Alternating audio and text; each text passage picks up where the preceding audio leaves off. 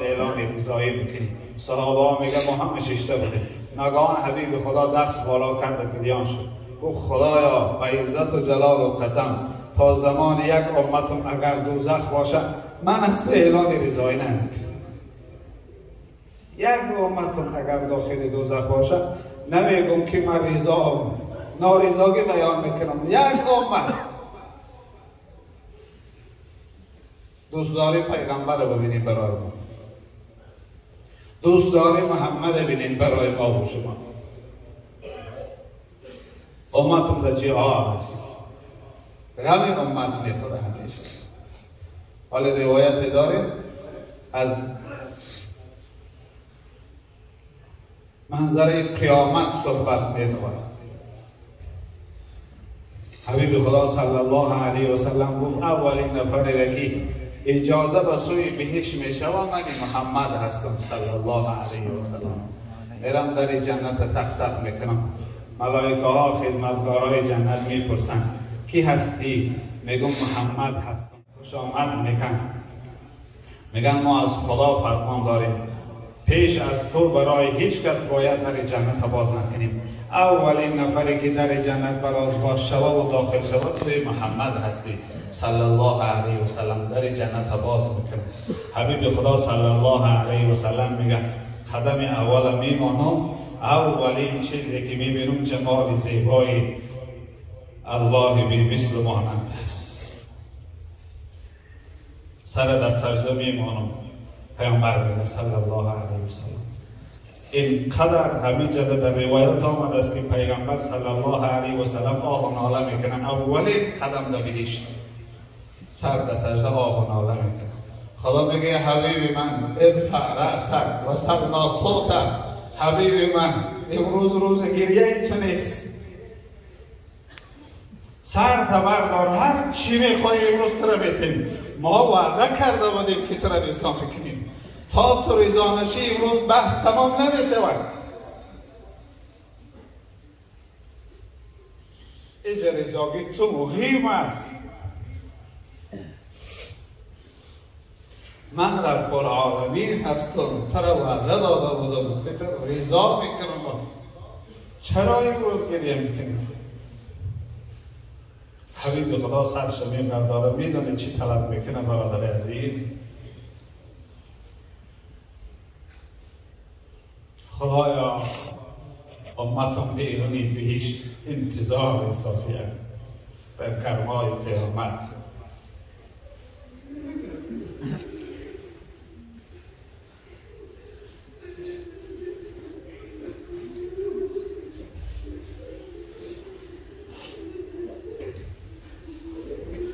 خداوند مهربان و حبیبش میگه حبیب من برای از امت هر کسی به مقدار یک دانه گندم ایمان داشته باشه بیار داخل جنت بکنه.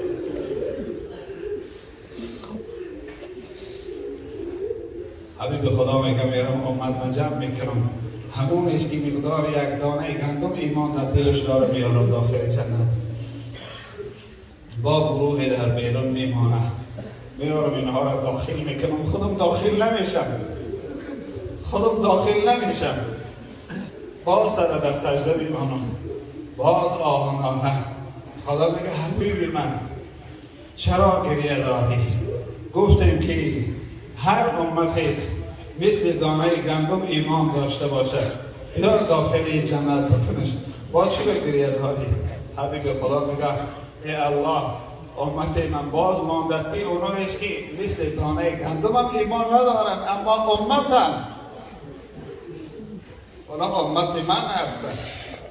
محمد بکوان در صحرای قیامت. خداوند مهربان میگه حبیب من ما به هم وعده هستیم برای امت اویش که مقدار یک ارزن نمیدانه گندم ایمان داشته باشه بیار داخل جنت میکن. حبیب خدا میگه گروهی رو میاره داخل جنت. باز سر در سجده میمانه. بار سوم سر در سجده میمانه. یا ربی اللهم امتی، اللهم امتی. الله مهربان نگه میکنه که حبیب خدا حالیم آرام نیست. حبیب من سر و بردار برای بازار قیامت بگرد. هر امت در دلش ذره ایمان داشته باشه بیار داخل جنت بدرار. ذره ایمان بیار داخل جنت.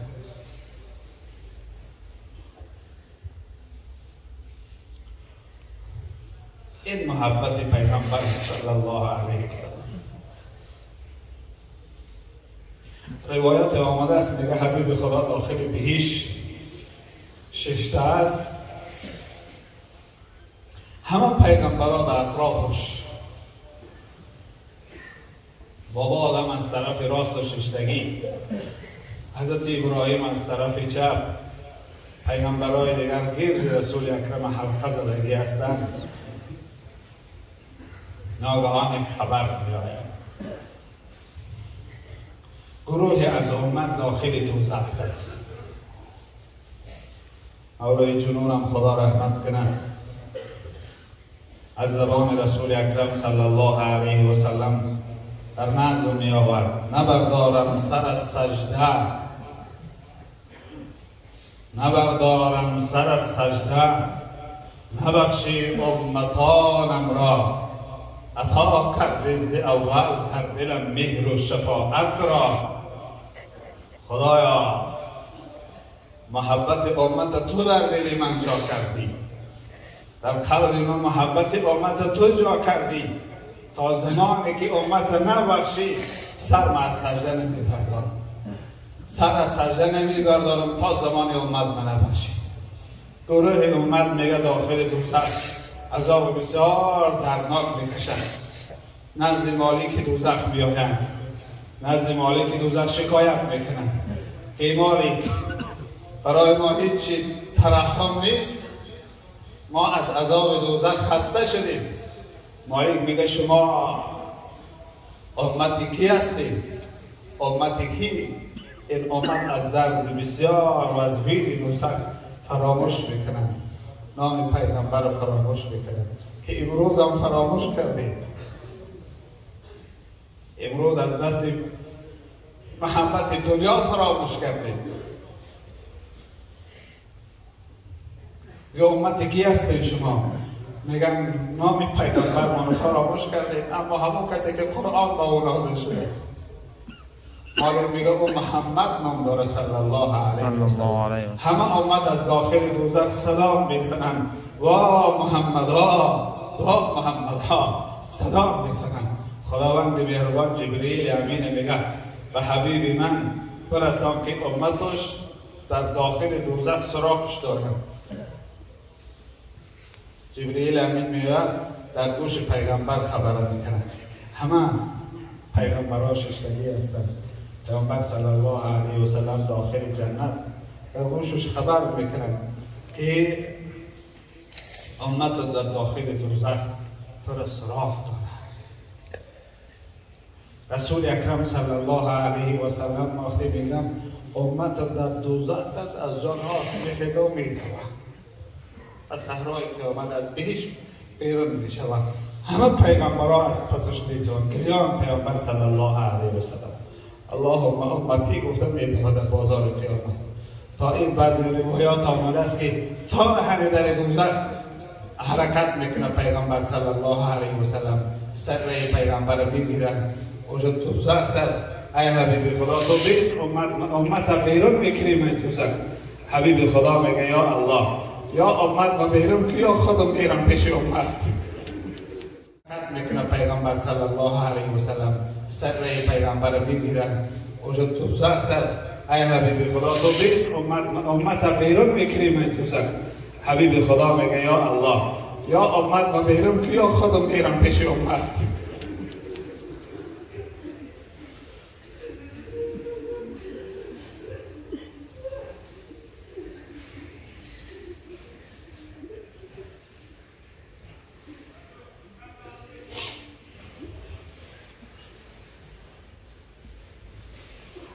این محبت رسول اکرم صلی الله علیه و سلم است. این از محبت رسول خدا صلی الله علیه و سلم نسبت به امت. هنگامی که جان در حلقومش بود، جبریل امین آمد، خواهشی داره؟ گفت دارم خواهش، از خدای خواهش دارم. جان در وجودش تنگی میکرد. وقتی نزع جان در پیامبر صلی الله علیه و سلم جبریل گفت چی خواهش داری از خدا؟ چی طلب داری؟ از خدا چی طلب میکنی؟ گفت طلبم یک چیز از خدا، بگوید محمد گناه عاصی امت را طلب دارد. این محمد، این حبیب تو امت میگه تمام، چیزی دیگر طلب ندارد. حال امتم چی بشود؟ حال امت من چی بشود؟ به حال امتم نگرانم. پیغمبر میگه صلی الله علیه و سلم. الله مهربان جبریل روان کرد، برای حبیب مرا بگو که امت در اختیارش دادم، شفاعت در اختیارش دادم. هر کسی از امت شفاعت میکنه شفاعت کنه. هر کسی از امت چقدر از امتش میخواه شفاعت کنه. این حال نزع جان در قدم امت چی است؟ در وقت نزع جان برادر عزیز، حبیب خدا صلی الله علیه و سلم صدا زدن ان شفاعتی لأهل الكبائر من امتی. خدای مهربان بسیار برای من لطف کرد که شفاعت در حق امتای گناهگار اجازه داد که گناهگارای امت شفاعت. خدای مهربان همه ما و شما از شفاعت کبرای پیامبر صلی الله علیه و سلم نصیب و روزی کنه. خداوند مهربان با محبت پیامبر زیستن و محبت پیامبر مرگ را خدای برای ما نصیب و روزی کنه. خدای روز قیامت در زیر لوای حبیب صلی الله علیه و سلم ما را حشر کرد. پروردگارا ما گناهگار هستیم، عاصیای امت ما هستیم. خدایا به اعمال ما هیچ تکیه نداریم، به نماز ما تکیه نداریم، به روزه ما تکیه نداریم. الحال علما گفتن روایت که صحابه آمد پیش پیغمبر صلی الله علیه و سلم گفت او که نماز ندارم، او که روزه ندارم، به او تکیه کنم. وقتی صحابه سخن بگه وای به حال ما و شما که چی نماز داریم؟ صحابه اگر بگه نمازی ندارم، روزه ندارم که به او تکیه کنم، پس ما و تو برای چی نماز ما تکیه میکنیم؟ چرا به روزه ما تکیه میکنیم؟ او که نماز و روزه ندارم، لیکن یک امید دارم. گفت یک چیز خوب دارم. چی چیز است؟ حبیب خدا میپرسد. از قیامت سراغ کرد. قیامت کی میشه؟ تو برای قیامت چی تیاری دیدی؟ تو نماز و روزه بسیاری ندارم، اما یک عمل خوب دارم یا رسول الله. گفت چی عمل است؟ گفت انی احب الله و رسول. خدا و پیغمبری او را دوست می‌دارم، هیچ چیزی دیگر ندارم. خدایا این امتم جمع شدیم، دست برداشتیم به درگاه تو که جز محبت تو و پیغمبری تو چیزی نداریم. پروردگارا به این محبتان ما را داخل جنت جاودانه کنید. آمین. پروردگارا غفلت از ما دور گردان. الها این امت را راه درستی که حبیب خدا و صحابه کرام قدم زدن، الها این راه را رفتن نصیب و روزی گردان. خدایا فتنه های آخر زمان زیاد شده است. آخر زمان فتنه هاش بسیار است. ایمان ها در خطر است. تقواها در خطر شده است. نماز و روزه ها در خطر قرار دارد. خدایا حفظ ما بفرمای. پروردگارا مسلمان زیستن و مسلمان مردن را نصیب و روزی کنید. یا الله از به ایمان رفتن به سوی تو پناه میبریم. پروردگارا ما چیزی این دنیا برده نمیتونیم، نه خانه و در، نه مال و اموال، و نه زن و فرزند، و نه دوست و برادر. هیچ کس با ما داخل گور نمیشه و جز اعمال ما. خدای ایمان برای ما سفری به قیامت نصیب و روزی کنید. پروردگارا فرزندان در راه دین و استوار نگه بدار. پروردگارا فرزندان را قائم به پنج وقت نماز بگردان. خدای مهربان ملت ما از تمام بلا و آفتان نگه بدار. پروردگارا امنیت و صلح و تیمجی و امانی را در دیار همیشگی نصیب و روزی گردان و در تمام اماکن مسلمانان نعمت ارزانی بفرما. علل خصوص در همسایگی ما و شما، ملت مسلمان همزبان ما و شما، مردم افغانستان 40 سال بیشتر خون میریزند. مسلمان و مسلمان است. جای علمش این است برادر عزیز که هر دو طرف هم لا اله الا الله میگن، هر دو طرف هم میگن امت پیغمبر هستید. اگر پیغمبر این امت رو بینید به چه حال می آمد برادر عزیز؟ خدای مهربان بین مردم افغان هم صلح خدای برقرار بود، یک دیگر فهمی را برقرار بود.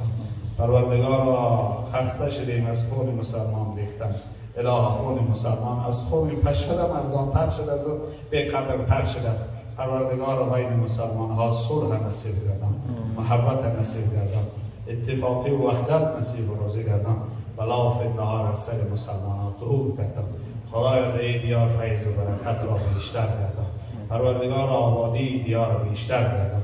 اونهایی که در آبادی دیار سهم میگذارند، از رئیس جمهور و رئیس شهر و رئیس ناحیه و همه مسئولین حکومت که هر کدامی در توان خودش خدمت ده دیار میکنه، پروردگار همگی را عمر دراز نصیب گردم، تن صحت برایشان نصیب کن.